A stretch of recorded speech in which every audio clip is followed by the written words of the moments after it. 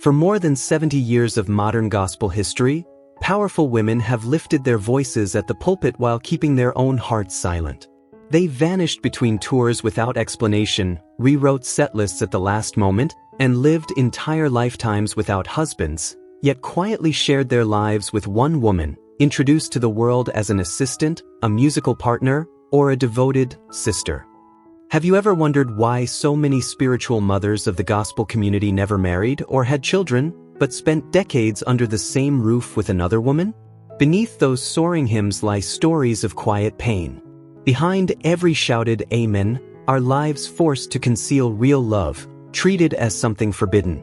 Now, as the curtains finally begin to fall, the truth can be spoken aloud. These are the 19 gospel legends you never knew had loved women. Rosetta Tharpe. When an angel sang for a woman. No one ever imagined that the first woman to bring an electric guitar into church would one day be quietly pushed out of its grace. Fewer still knew that Rosetta Tharpe, the woman who laid the groundwork for Elvis Presley and Johnny Cash, was once nearly banned from performing for something as simple and as dangerous as embracing another woman backstage. It happened on a cold winter night in 1948 at Chicago's Regal Theater. The show had reached its highest point. Rosetta, draped in a shimmering white cloak, had just finished the soaring duet "Up Above My Head" with Marie Knight. The crowd rose to its feet. Black and white audiences alike applauded without pause. But behind the curtain, a different story was unfolding, one that would never make it into a sermon.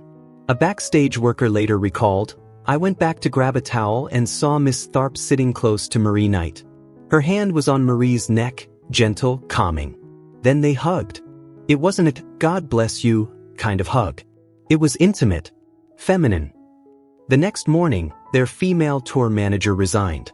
No meeting, no confrontation, just a handwritten note left behind. "I cannot continue working in an environment that betrays God." The promoters stayed silent. The church asked no questions. But from that moment on, Rosetta Tharpe was watched. Her recordings with Marie were quietly shelved. Marie's name disappeared from posters and major tours. And if love had lived between them, it was buried beneath gospel lyrics praising salvation and grace. No official record ever confirmed that Rosetta Tharpe was gay. Yet amid endless sermons about morality, no one could explain why this proud, independent woman, surrounded by men, chose to share her life, her music, and nearly a decade with another woman. Maybe the truth hid in the rhythm of this train, where strange things happen every day. Or maybe it was washed away like rain that never quite fell. The confession Rosetta never dared to sing aloud still lingers in the echoes of her music. And perhaps the legend of the godmother of rock and roll has only ever been half told. The other half survives as a whisper in the dark, sent to the woman she loved and could never name, Shirley Caesar. The name Shirley Caesar is carved into the soul of American gospel music, a living monument often crowned the First Lady of Gospel. With decades of chart-topping albums, countless awards, and a voice that carried generations through faith and fire, her legacy shines brightly. Yet behind the sanctified spotlight lies a chapter the church never fully explained. In 1983, in Raleigh, North Carolina, Shirley's world shattered when her husband, Pastor Harold Williams, died suddenly after suffering a stroke. The funeral was quiet, dignified, heavy with grief. But later that same night, during the post-funeral dinner, something deeply unsettling happened. A fellow pastor reportedly knelt before her family and proposed marriage. Shirley said nothing. She simply stood up and walked out of the room. 3 weeks later, she moved out of the home she once shared with her husband.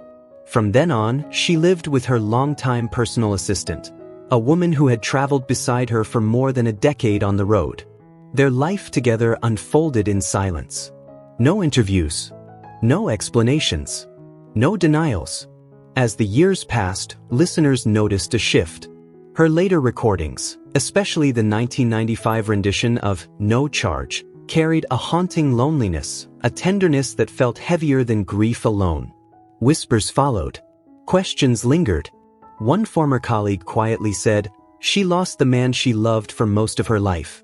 But the person who stayed when the pain was unbearable was a woman." And as so often before, The church chose not to look too closely, allowing the story to fade into mystery, where it remains to this day. Marie Knight. Marie Knight, the unnamed lover of the Queen of Gospel. If Sister Rosetta Tharpe was the blazing star who reshaped modern gospel music, then Marie Knight was the devoted shadow beside her, carrying a secret she never spoke aloud for nearly 60 years. To the public, Marie was simply Rosetta's partner on stage, the voice woven into immortal hymns like Up Above My Head and Didn't It Rain. But what history rarely whispers is that Marie once turned down the greatest solo recording deal of her life just to remain beside the woman she was never allowed to love. In the fall of 1951, in New York City, a major record label offered Marie Knight an exclusive 3-year contract, a chance to record alone, to step out from Rosetta's ever-growing shadow. It was an escape, a future, a crown waiting to be claimed. That afternoon, Marie entered the meeting room, sat calmly, smiled with grace, thanked the executives, and gently folded the contract in her hands. Then she stood and said only, "I can't do this without her." No one asked to this. No one needed to. The story never reached the newspapers, but inside the music business, it traveled fast. Executives called Marie foolish. The label withdrew its support, erased her name from solo tours, and quietly pushed her back into the margins. From then on, she followed Rosetta to every church, every stage, every city, forever credited as featuring, never centered. What few knew was that when Marie made that choice, she was carrying unbearable grief. Just months earlier, her 2 young children had died in a devastating house fire in Newark. She had lost nearly everything. While the world expected her to rebuild alone, to fight for herself, Marie chose the opposite. She returned to Rosetta, living out of cramped hotel rooms, touring as if she were invisible. No hymn recorded the names of her children. No biography noted that she had once been a widow. And no one dared write that she had given her entire life to another woman. Not for fame, not for legacy, but for love. Marie Knight passed away quietly in 2009, without a husband, without children, without scandal. Yet those closest to her heard the same sentence, spoken softly over the years like a confession and a prayer. Rosetta was the best thing that ever happened to me, and the one thing I was never allowed to fully keep. Clara Ward. Clara Ward was the girl who was never allowed to love. As the lead vocalist of the legendary Ward Singers, she stood as a towering figure in gospel music throughout the 1950s and 1960s. Each time she stepped onto the church stage, hair perfectly curled, dressed in radiant white, her voice seemed to rise beyond the walls, as if heaven itself had leaned down to listen. Congregations were spellbound. To the world, Clara was grace, devotion, and divine purpose embodied. But behind that sacred image lived a truth few dared to whisper. Clara had almost no control over her own life, not even over her heart. Every choice she made was governed by her mother, Gertrude Ward, the founder of the group, its manager, and its unchallenged authority. Gertrude guarded the family's reputation with ruthless precision. No one was permitted to grow close to Clara without her approval, and women were watched most carefully of all. On the night of August 12, 1962, after a performance at a large Detroit church, Clara vanished from the backstage waiting room.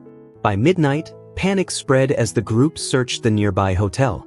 A housekeeper later reported seeing Clara step onto the 7th floor, where only one room had been booked, belonging to a female saxophonist who had recently joined the troupe. Gertrude stormed upstairs, knocking sharply, again and again. When the door finally opened, she found Clara sitting on the floor, wrapped in a thin blanket, her head resting gently against the other woman's shoulder. Both turned in shock. On the table sat an unfinished plate of peach cobbler. A saxophone leaned beside an armchair, as if the two had been sharing music or secrets meant only for each other. No words were spoken. By morning, Clara was quietly removed from the tour for health reasons. The saxophonist was erased from the performance schedule entirely. The incident was never acknowledged publicly. Clara went on singing. She obeyed. She smiled on cue. She bowed her head when told, always under her mother's watchful gaze. Yet those who knew what happened in Detroit never saw her the same way again. They remembered that night, the one brief moment when Clara Ward was allowed to be herself, even if it lasted only a few stolen hours. Bishop Yvette Flunder. In 1991, she made a declaration that sent shockwaves through the Black church. At a time when Black women already fought to be seen and heard in the pulpit, openly claiming a life as a gay woman, loving and living with another woman, wasn't just controversial. It was career-ending. Born in 1955, Yvette Flunder was raised in the tight grip of traditional faith, shaped by gospel music and church teachings from her teenage years.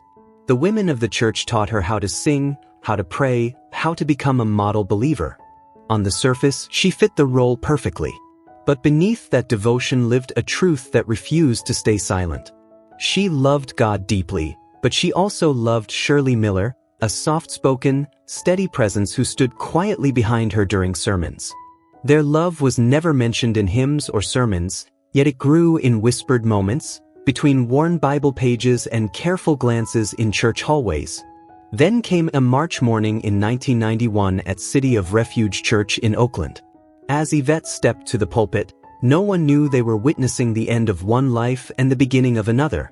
She raised her head, met the eyes of the congregation she had served for years, and spoke words that stopped time. "I am a woman who loves women. I live with Shirley Miller, and we do not hide that from God." The sanctuary went silent. Some gasped. Others walked out. Whispers rippled through the pews. By the next day, 3 traditional churches had severed ties. Invitations vanished. Threatening letters appeared at her door. But for the first time, Yvette Flunder no longer bowed her head in shame or asked permission to exist. In choosing truth over safety, she stood alone in rejection, and in doing so, ignited a light for thousands of LGBTQ+ people of color who had been taught that God could never love them. Reverend Dolores Berry. Reverend Dolores Berry was the first love cast out during Holy Week. On Easter Sunday in 1993, inside a massive Atlanta church, a woman in a flowing red robe walked slowly down the aisle, her hand tightly clasped with another woman's. No words were spoken. Heads bowed.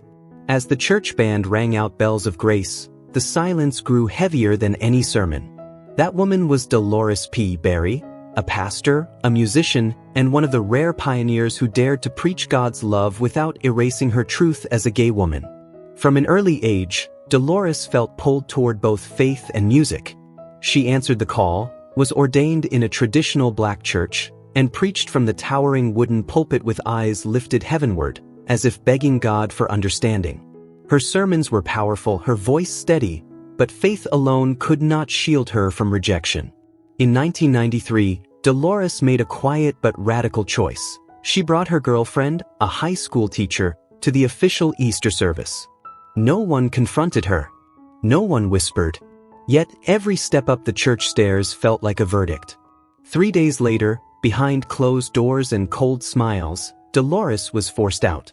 The reason given was simple and cruel. She had damaged the image of a spiritual leader. Without a church, Dolores built a ministry of her own. She founded prayer groups for Black LGBTQ+ believers, sang at small queer conferences, and officiated same-sex weddings long before they were widely accepted. In her later years, she became a spiritual mother to countless young people trapped between faith and identity. She lived quietly with her partner in a modest Richmond apartment, traveling often to inclusive gatherings where her message was finally welcomed. When Dolores passed away in 2017 from complications of diabetes, no leaders from her former church attended her funeral. But outside the service, hundreds of queer believers stood in long candlelit lines, softly singing her favorite hymn. Many say Dolores did not die in rejection, but in the arms of those who believed, as she always had, that God does not discriminate by gender, love, or truth. Frenchie Davis. Frenchie Davis. The on-stage confession and the Broadway love that was forced into silence. In 2012, during a BET interview in Los Angeles, the host had barely finished the question when Frenchie sat up, smiled softly, and finally told the truth she had been carrying for years. "I love women," she said. "My first real love was with a female co-performer on Broadway. I kept that hidden for far too long." It wasn't the first time Frenchie had stunned the public. Back in 2003, she was abruptly cut from American Idol after nude photos she'd posed for as a college art project surfaced. The pain wasn't the elimination itself. It was the quiet betrayal of an industry that had long policed bodies, gender, and race. Still, Frenchie kept moving forward, lighting up stages with a voice too powerful to ignore. Behind the curtain, though, she was fighting a private war with identity and fear. Her first love, a Caribbean-born singer, performed beside her in Rent in Chicago in 2008. They shared an apartment, shared dreams, and shared the constant terror of being exposed. One night, after a staged kiss, their hands lingered backstage just a second too long. A director noticed. Within a week, Frenchie was gone. The relationship ended without closure, but it never left her heart. When she finally came out in 2012, it wasn't just an announcement, it was a release. From that moment on, Frenchie didn't just sing with power. She sang with truth, becoming a quiet but unbreakable symbol of LGBTQ+ resilience, especially within the Black community. Tramaine Hawkins. Love buried in the studio. Can you imagine a voice stepping into a recording studio not to chase a hit, but to sing goodbye to the love of her life? San Francisco, a cold April morning in 1984. The studio was set for a routine session when Tramaine Hawkins arrived without warning. In her hand was a wrinkled sheet of paper, a song written for only one person, a woman known simply as Elle. For 6 years, they had shared a life that went far beyond friendship. They woke up together, crossed stages side by side, and held each other after every performance. Between the lights and the curtains, their love lived quietly, unspoken, unseen, yet deeply real. As the piano began, Tramaine closed her eyes and released the first line with a trembling calm. By the chorus, her voice cracked. Tears fell, heavy and uncontrollable. The room froze. No cameras rolled. No one spoke. Only the sound of her sobs echoed through the microphone. A technician reached for the controls, ready to stop, but Tramaine gently shook her head. This wasn't for an audience. It wasn't for an album. It was grief laid bare in melody. Elle had passed after a long illness, leaving behind a silence that no note could fill. That recording was never played again. It became a secret, shared only between Tramaine and the memory of the woman she loved. They were never announced as a couple under the stage lights, yet those closest to them whispered the truth, that they were gospel's golden pair, loving each other with their whole souls long before the spotlight faded. The session didn't end with applause or music, but with the sound of love breaking in the dark. Twinkie Clark and a secret tenderness hidden behind hotel doors. Known as the composer, pianist, and quiet backbone of the Clark sisters, Twinkie had always let her music speak for her. But one night shifted the course of everything. In September 1990, at the Chicago Festival, after a performance that brought the crowd to its feet in roaring applause, Twinkie slipped backstage and gently ushered a new female friend into her private dressing room, far from cameras and stage lights. Inside, it was just the two of them, the young singer with soft, light curls and a presence that felt familiar in ways words couldn't explain. They had spent too many nights apart already, bound by shared tears and lingering looks exchanged in the shadows of backstage halls. Twinkie pressed a handwritten song into the woman's hands, the ink blurred where tears had fallen. There were no explanations, no witnesses, only a single line written at the bottom. For the one who kept my shoulders warm through the winter. They didn't need to say more. Their bond had been built in silence, countless nights in dim Detroit hotel rooms, sitting shoulder to shoulder, listening to Tramaine sing softly into the dark. It lived in embraces that lasted a moment longer than necessary, especially after the lights went out. By the next morning, the tour was suddenly cut short. Twinkie told the public she needed time to write, but few believed that was the whole truth. For nearly a year, she disappeared from the spotlight, retreating into seclusion with the woman she loved, writing music meant only for the two of them. From that point on, Twinkie stopped releasing new songs publicly, choosing instead to compose in private, hiding melodies no one else was meant to hear. To the world, she remained a gifted artist. But few ever realized she once carried a love so deeply hidden, it was powerful enough to pull her away from a brilliant career, kept not for the stage, but for the quiet heart it belonged to. Karen Clark Sherd, the words that were never sent. Have you ever wondered what crosses someone's mind after they survive death? For Karen Clark Sherd, it wasn't music. It wasn't the stage lights. It was the name of a girl she never got to say goodbye to. In 1998, during what was supposed to be a routine abdominal surgery in Detroit, everything went wrong. Karen slipped into septic shock. Her heart stopped. Doctors later said she had only a 2% chance of surviving. When she finally woke up from the coma, still in the recovery room, she didn't ask for a microphone or a melody. She asked for paper and a pen.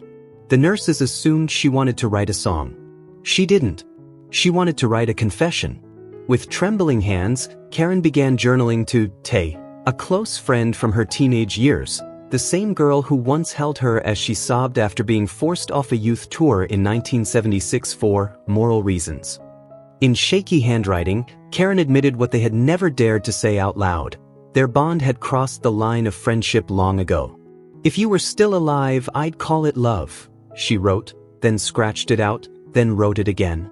No one ever saw those words except a nurse. Karen's family never knew. Years later, that nurse recalled how Karen quietly cried as she finished the final line. "You'll never read this. But you were the first person I thought of when I believed I wouldn't be here anymore."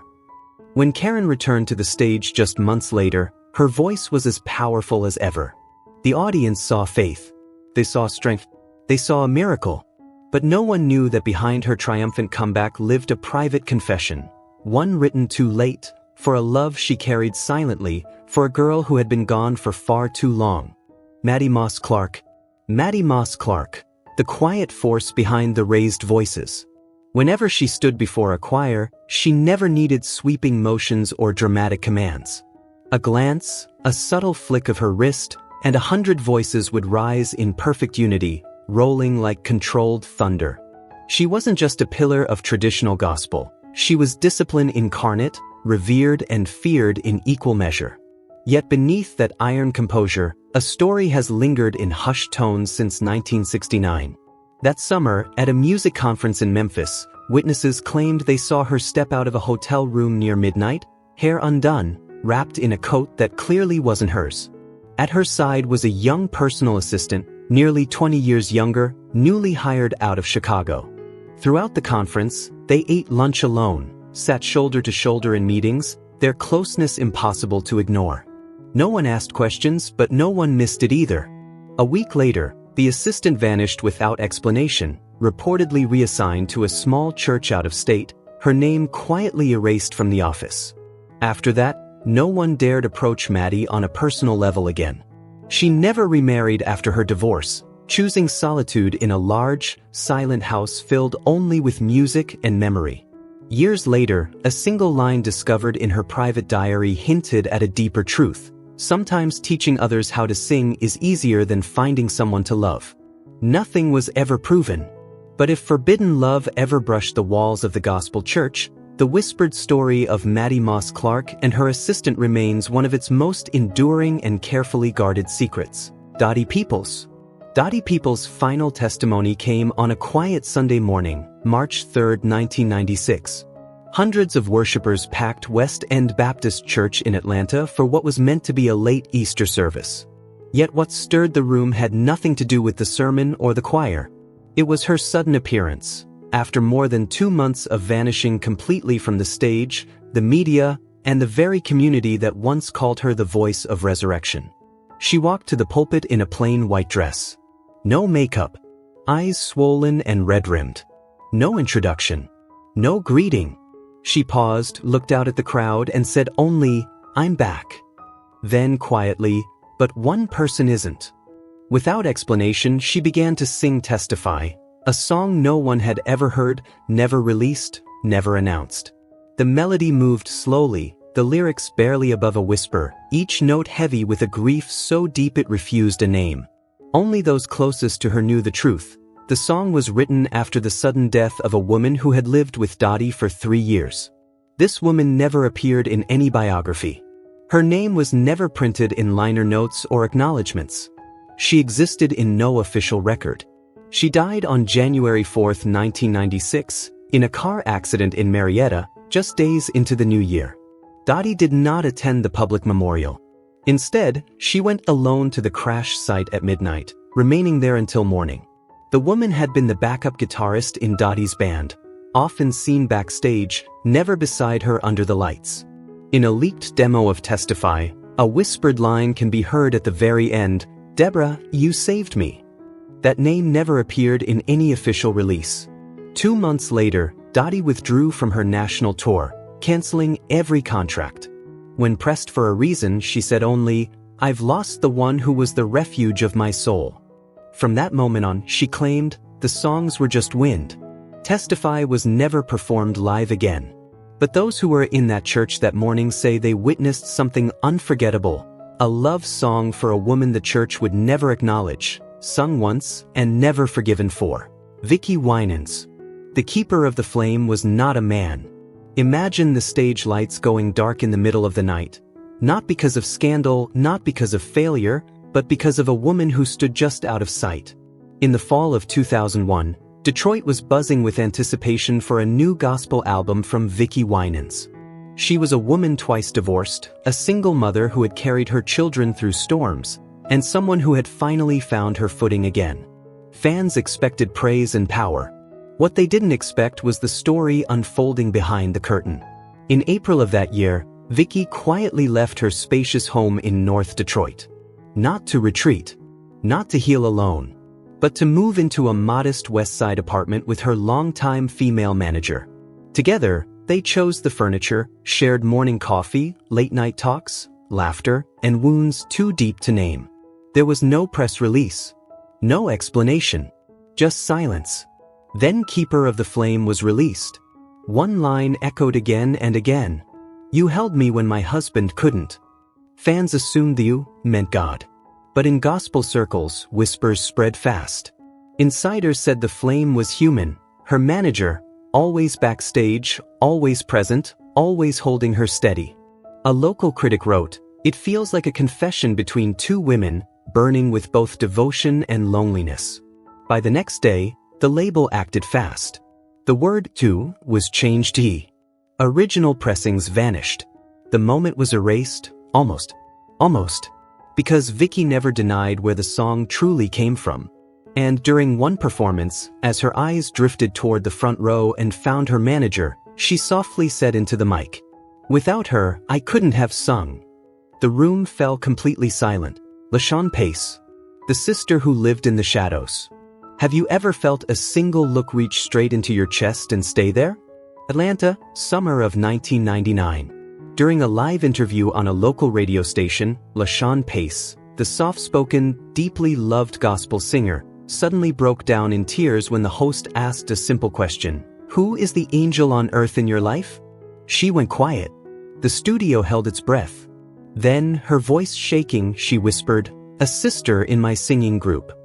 She never spoke the woman's name, but her trembling voice revealed more than words ever could. It was a bond she called sacred, one the world around her refused to accept. Those close to the group noticed things others pretended not to see. After performances, LaShawn and that sister often slipped away together. They shared late dinners, lingering glances, shoulders brushing with no apology, no resistance. Then one night, during a quiet studio rehearsal, LaShawn turned without warning and pulled her sister into an embrace. A kiss, one they had never been allowed to claim, briefly touched her lips. They froze, said nothing, then kept singing as if nothing had happened. 2 weeks later, that sister vanished from the group. The explanation was personal reasons. No one ever learned the truth. LaShawn was left shattered. She spent the next year alone, grieving not only the loss of love, but the loss of a child after serious health struggles. In her diary, she wrote one line that said everything, "I loved, but I could never be loved in return." And every time LaShawn Pace stepped onto a stage after that, she held herself just a little tighter, like a woman carrying a secret too heavy and too holy to ever be spoken aloud. Cassietta George. Cassietta George. A love letter that quietly exposed a forbidden secret. Imagine stepping out of rehearsal in Mississippi, summer of 1965, opening your mailbox, and feeling your heart stop. Inside is a handwritten letter, raw and intimate, addressed to a woman. Every line breathes longing. No punctuation. No name. Just feeling. Cassietta George, the unmistakable voice of the legendary Caravans, was the one who received it. I love the laugh and the scratch in your tone. I watch you at night when the church lights go out. No signature. Only lingering ellipses, as if the writer was afraid to finish the thought. Not long after, the Caravans began to unravel. The woman suspected of writing the letter was suddenly expelled from the choir, no explanation, no defense, and then she disappeared completely. Cassietta, once radiant at the center of gospel's power, was slowly pushed aside. Her voice remained undeniable, but her presence was muted, her story buried. No one ever discovered who wrote that letter. And no one dared to stand up for a love that could not be spoken aloud. Cassietta lived the rest of her life in silence, carrying the ache of a heart she could never protect, hers and someone else's. The letter from 1965 was never decoded. When Cassietta George passed away in 1995, she took with her one of gospel music's most beautiful, painful handwritten secrets, forever unheard. Beverly Crawford. A voice powerful enough to shake a church, yet a heart far more fragile than it seemed. A familiar presence at Southern gospel festivals, Beverly Crawford never reached the fame of the gospel divas, but she earned deep respect for her raw intensity and unwavering devotion to traditional gospel sound. In July 2003, at the Praise Explosion Festival in Dallas, she poured her soul into He's Done Enough. When the song ended, she didn't bow or smile. Instead, she walked off the stage, wrapped her arms around a female co-performer, and broke down in tears. The embrace lingered nearly a full minute, long enough to ignite whispers and unanswered questions. After that night, Beverly abruptly canceled every remaining performance that year and then disappeared from the stage for almost 8 years. In a rare private interview, she offered only one haunting line. Some people come into your life like fire. You hold them with your tears. Cissy Houston. The mother of a legendary diva, and yet, in many ways, a profoundly solitary woman. Long before the world knew Whitney, Cissy was already a force in her own right. She led some of the largest gospel choirs in the eastern United States and became one of the rare black women truly revered as a leader within the gospel community. But history did not preserve her name for her music alone. What keeps Cissy Houston alive in the public memory is her unbreakable and often painful connection to one of the greatest R&B icons of all time, Whitney Houston. In the summer of 1985, inside the family home at 47 Dell Street in Newark, Whitney announced she was moving out to live with Robin Crawford, her closest companion, her manager, and the woman believed to have stood beside her through her most panic-stricken nights. Cissy did not stay silent. She stormed upstairs, hurled objects around her daughter's room, and screamed down the hallway, "I did not raise my daughter to live contrary to God." Neighbors later said the argument lasted nearly an hour. One woman next door recalled chillingly, "I didn't hear the voice of a mother. I heard the voice of someone losing their lover." For the rest of her life, Cissy publicly denied that Whitney ever had a romantic relationship with Robin. Yet years earlier, in 1971, she had already sparked controversy within her own choir after abruptly removing a Georgia-born female singer. The explanation was creative differences, but whispers followed, especially after the two women were reportedly caught staying late alone together in the rehearsal room. Whitney died in 2012. At her funeral, Robin Crawford stood quietly at the back of the hall. She didn't speak. She didn't cry out. She simply stared at Whitney's portrait for a long time, then left with an unidentified woman. Cissy did not acknowledge her. She did not call her name. When later asked about Robin's presence, her reply was cold enough to still the room. "I did not raise my child to live in contradiction to the Bible."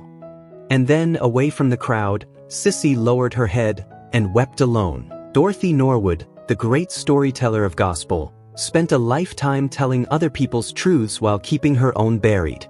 A cornerstone of the Caravans and a quiet pillar of gospel through the 70s and 80s, she was revered for turning pain into testimony through song. But in April 1982, during a recording session in New Orleans, the story broke through. As she was recording "Come On in This House," Dorothy suddenly stopped. She removed her headphones, stared at the floor, and sat in silence far longer than anyone expected. When the engineer gently asked if she was all right, she replied, almost in a whisper, "I just remembered someone who used to be here." Then she told them about two women in the choir who had fallen in love, and how one of them, after being forced out of the church, took her own life. Dorothy's voice shook as she spoke. "I couldn't save her," she said. The room went still. No one asked another question. That recording was shelved, never released. Years later, during a solo performance, Dorothy revisited that wound. She closed the night with no greater love, turned her back to the crowd, and walked into the darkness, never once looking back, never asking for applause. Inez Andrews. Inez Andrews. The commanding voice behind the caravans was as unforgettable as it was controversial. In the 1960s and 70s, few could rival the spiritual power of Inez Andrews, one of the most gifted members of the legendary all-female gospel group. Yet in 1971, in Chicago, her journey with the group came to a sudden and mysterious end. She was quietly removed, no press release, no public explanation. Whispers quickly filled the silence. Rumors claimed Inez had grown unusually close to a newer member, lingering long after rehearsals ended, seen holding hands in studio hallways, and even spotted leaving the same hotel room during a tour stop in Indianapolis. Years later, handwritten letters surfaced, revealing a deeper, hidden ache. "We did nothing wrong," she wrote. "They just couldn't accept this heart."